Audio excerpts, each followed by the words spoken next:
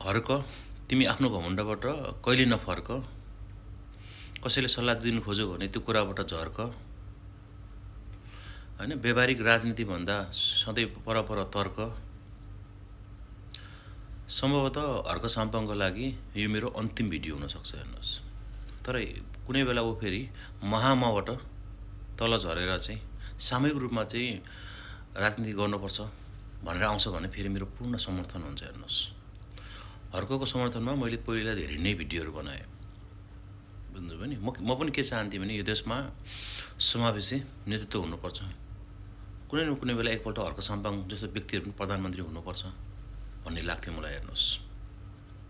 तर हर्कको महामवाद यति हाबी भएर आयो, हेर्नुहोस्। इभन त हिजोकै एउटा केस हेर्नुहोस्, एउटा सामान्य पत्रकारले चाहिँ उसको बारेमा भन्दाखेरि हो मलाई पनि दुःख लागेको, त्यसरी खुलेर चाहिँ एकदमै निज तरिकाले चाहिँ पत्रकारिता नगर्नु पर्थ्यो एउटा राष्ट्रिय पार्टीको हैन एउटा नेतामाथि। तर हर्कको हेर्नुहोस् त, एउटा साँच्चै त्यो पार्टी हो भने, श्रमशक्ति एउटा पार्टी हो भने त्यहाँ प्रवक्ता हुन्थ्यो होला हैन, त्यहाँनिर चाहिँ अब सचिवहरू हुन्थ्यो होला, उनीहरूले चाहिँ त्यहाँ विज्ञप्ति निकाल्थ्यो होला, यसरी चाहिँ हाम्रो चाहिँ हैन अध्यक्षमाथि यसरी भनिन्थ्यो होला। ऊ आफै एउटा भिडियोमा आएर म तेरो पत्रकारिता सक्दिन्छु भनेर एउटा छाती खुल्ला देखाएर त्यो हुन्छ नि। यो त तरिकाले यस्तो व्यक्तिले उ गर्छ भन्ने हुन्छ। त्यो पत्रक भन्ने पार्टीको एउटा सिस्टम हुन्छ, हेर्नुहोस्। म कुनै पनि सिस्टम कुरा केही पनि मान्दिनँ भन्छ भने त हरेक कुरा सुन्नुपर्छ, हेर्नुहोस्। भन्नु नि, हिजो भर्खरै हेर्दै थिएँ त्यो केवाटी ऊ फेसबुकबाट घोषणा गरिदियो, हेर्नुहोस्। साँच्चै नै भन्ने हो भने त पत्रकारले गल्ती त कहीँ केही पनि भनेको देख्दिनँ मैले, हेर्नुहोस्। तर त्यही हो कि एउटा उसले नभन्नु पर्थ्यो कि एकदमै आफ्नो चाहिँ एउटा निज तल गिरेको मान्छेलाई हामीले पत्रकारिता गर्नु सुहाउँदैन, त्यो चाहिँ नराम्रो शब्द हो। तर बाँकी त प्रायः सबै ठिकै भन्ने चाहिँ लाग्छ मलाई, हेर्नुहोस्। अझै पनि यो देशमा एक प्रकारको फेरि यो जनजीबाट आएको चाहिँ सरकार छ, बालेन सरकार। यसमा अस्तिसम्म बढेर गएको खण्डमा चाहिँ हर्कको राम्रो सम्भावना हुने स्थिति थियो, हेर्नुहोस्, बुझ्नुभयो। तर उसले मधेसको त्यति ठुलो एउटा भोट आफ्नै बुद्धिले जनकपुरमा त्यो 10-15 जनाले विरोध गरेको भरमा चाहिँ पुरै मधेसी समुदायलाई नै तिमीहरूको पनि त पहाडको मन्दिरहरूमा आयो भने हामीले रोक्यो भने के हुन्छ, हामी त लडाकु टिम भनेर आफैले दियौँ। साँच्चै त्यो पार्टी हो भने त पार्टीको त्यहाँको भन्दैन कसरी, केन्द्रीय सदस्यहरूले त्यहाँको अरू सांसदहरूले चाहिँ नबोल्नुहोस्, यो तपाईँले बोल्नुहुन्न, सुन्नै चाहँदैन। म आफै पनि बोल्छु, संसदीय पार्टीको राम्रो व्यक्तिहरूसँग नेताहरूसँग बोल्छु, अब कसैको कुरा सुन्नै चाहँदैन। कसैले उसलाई बढी भनिदियो निक्लेर जा, फेसबुकबाटै घोषणा गरिदिन्छ। अनि त्यो त्यस्तो गरिदिने व्यक्तिलाई कसैले आलोचना गर्छ सुन्नु सक्नुपर्छ। त्यो पत्रकारले गल्ती गर्यो होइन, कुकुरले चाहिँ तपाईँलाई टोक्यो भनेर कुकुरलाई टोकिदिन्छु भन्ने तरिकाले उ गयो, हेर्नुहोस्। अनि यसरी हुन्छ नि। म यस्तो हो, फेरि मैले किन हर्क साम्पाङको बारेमा चाहिँ भिडियो अहिले 1-2वटा बनाइरहेको छु भने मलाई धेरै आश गरेको मान्छे हो। ऊ पनि राई, म पनि राई, हेर्नुहोस् होइन। सम्भवतः अहिले यो नेपाली समुदायमा राईबाट माथि आएर चाहिँ एउटा केही देखिएको गर्छ कि भन्ने आश भएको उहाँथे, हेर्नुहोस्।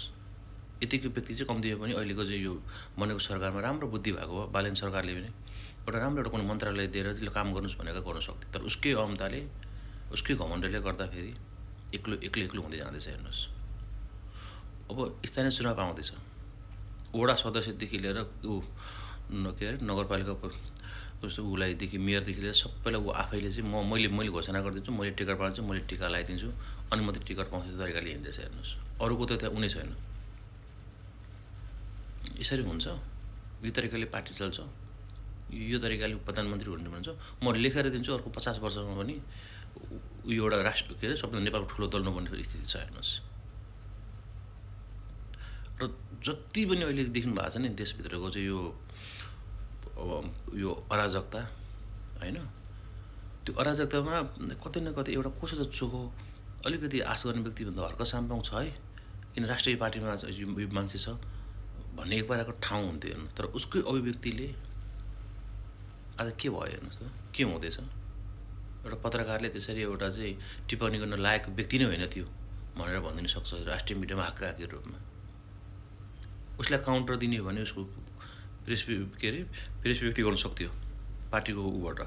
फेसबुकमा आएर यसो छाती खुला बनाएर चाहिँ देख्नुभयो नि, म तेरो पत्रकारिता सक्दिन्छु, तैँले यसरी गर्ने, मेरो इन्टरभ्यू लिन आइज भन्ने हुन्छ। एकपल्ट चाहिँ केन्द्रीय समिति बैठक बसेर चाहिँ हो यही कुरामा हामीलाई बढी आलोचना आएको छ, यो कुरामा चाहिँ हाम्रो बढीभन्दा बढी चाहिँ अहिले हुँदैछ। कसरी गर्ने हो त? कसरी जाने हो त?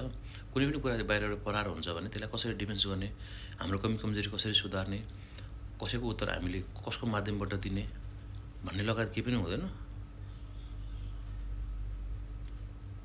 1.4 मिलियन समथिङ मैले देखेको थिएँ। त्यो मध्येमा 10-15 हजारले लाइक गरेको भएर ऊ त्यतिमै खुसी छ। हेर्नुहोस्, भन्नु ऊ त्यतिमै खुसी छ होइन। अनि त्यो अरूलाई भयो भने पैसामा बिक्छ, पैसामा बिक्यो, जसलाई पनि पैसामा बिक्यो। आफ्नो गल्ती कहिले सुधार्ने खोज्दैन। यसले के हुन्छ त अनन्त रूपमा भन्दाखेरि आफै सकिने हो। हेर्नुहोस्, आफै सकिएर जाने हो। बुझ्नु पनि योपल्ट पनि संस्कृति पार्टीलाई भोट किन आएको? उसलाई के लाग्छ सबै कुरा मैले मात्रै गरेर राष्ट्रिय पार्टी त्यो होइन होइन। त्यसमा धेरै कुराहरू छ, त्यसको बारेमा पछि बोलौँला।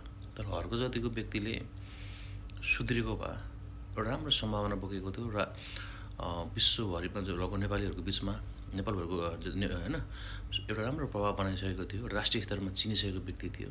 तर उसको आफ्नै घमण्डले, आफ्नै बोलीले, आफ्नै माओवादले होइन मैले गरेको कुरा सबै कुरा सत्य हो जस्तो गरेर गर्दाखेरि आज हेर्नु बिस्तारै बिस्तारै सकिँदै गएको छ। संसदमा उसलाई जोकर बनाएको छ। हेर्नुहोस्, उसलाई लाग्छ सबैभन्दा ठुलो चाहिँ म त्यहाँ प्रतिपक्ष, तर ऊ होइन। संसद सबैभन्दा सानो राष्ट्रिय पार्टी हो। अरू ठुलो पार्टीहरूलाई ऊभन्दा चाहिँ माथि विपक्षमा बसेको एमाले, काङ्ग्रेस, माओवादी लगायतलाई के छ भने यो जोकर बोलिरहन्छ। यसैले वक्क लाउँछ नयाँ विरुद्धमा होइन, सायद सरकारमा होस् चाहे नयाँ पार्टीमा, यसैले वक्क लगाएको कारणको जनता वक्क भएर पुरानोतिर फर्किने वातावरण बनाउँछ भनेर उसलाई दिएको छ, उसलाई बोल्नु दिइरहेको छैन। उसलाई के लाग्छ भने यो सबै कुरो मै पो रहेछ त भन्ने हुन्छ। हेर्नुहोस्, कुनै दिन एक दिन भनेन कुनै राम्रो काम हुँदै गर्दाखेरि हाम्रो पार्टीको कारणले त्यो मैले गरेर भएको हो होइन। मै सर्वेसर्व भन्ने तरिकाले बोल्छ। यो माओवादले गर्दाखेरि संसार सबैको सकिनेको कारणले चाहिँ मैले गर्दा सकेको हो, मैले गर्दा सकिएको हो। त्यो भएको कारणले गर्दा अर्को सामु सचियो भने, सप्रियो भने, सचेर आयो भने सामु सम्भावना थियो। म उसको बारेमा फेरि सपोर्ट गर्ने तरिकाले भिडियोहरू बनाउँछु। यदि साँच्चै नै सप्रियो आएर आउँछ र उमा एउटा चाहिँ होइन गहनता, व्यवहारिकता, राजनीतिको परिपक्वता होइन, जवाफदेहिता होइन, एउटा सुझबुझ सबै कुराहरू फर्केर आउँछ र हो भने हुन्छ, होइन भने यो अन्तिम भिडियो मलाई आशा गरेको व्यक्ति थियो होइन, त्योमा उध्रिन सकेन। अब के भन्ने हो, अब ठिक छ सप्रिएर आउँछ भने साथ दिनुपर्छ। एकपल्ट यो व्यक्तिले पनि राम्रो गर्छ भन्ने नै हो। सप्रिँदैन हुने केही पनि होइन। केही समय अब होइन राजनीतिमा देखिन्छ, पछि बिस्तारै हराउँदै जान्छ। अझ एमाले र अब माओवादी मिल्नु खोज्दैछ। एमाले र माओवादी मिल्ने बित्तिकै कतै न कतै जसले जेसुकै भन्नुहोस् नेपालमा चाहिँ कम्युनिस्ट भोट बढी छ होइन। उनीहरू आउने बित्तिकै राजसभा अब आफैमा एउटा स्ट्रङ शक्ति भएर आएको छ। काङ्ग्रेस बिस्तारै हुँदैछ र तपाईँलाई एमाले र माओवादी एउटा मिल्ने बित्तिकै सायद मुनिको अरू सबै 70 हुन्छ। होइन, सबै 70 हुन्छ। 70 हुँदै गर्दाखेरि अर्को पार्टी पनि 70 हुन्छ। बुझ्नु पनि अनि के फर्केर गएर फेरि मेयर उठ्ने? अब मेरो अन्तिम कोर एरिया भनेको त्यही अब धरान हो, त्यहीँ गएर मेयर उठ्छु भन्ने अब अर्कोपल्ट त्यसरी हुन्न। संस्कृति पार्टीको नेता कार्यकर्ताहरूले सम्झाउनुहोस्, बुझाउनुहोस् होइन, यसरी हुँदैन भन्नुहोस् होइन। त्यसो गर्नुभयो भने हुन्छ। हेर्नुहोस्।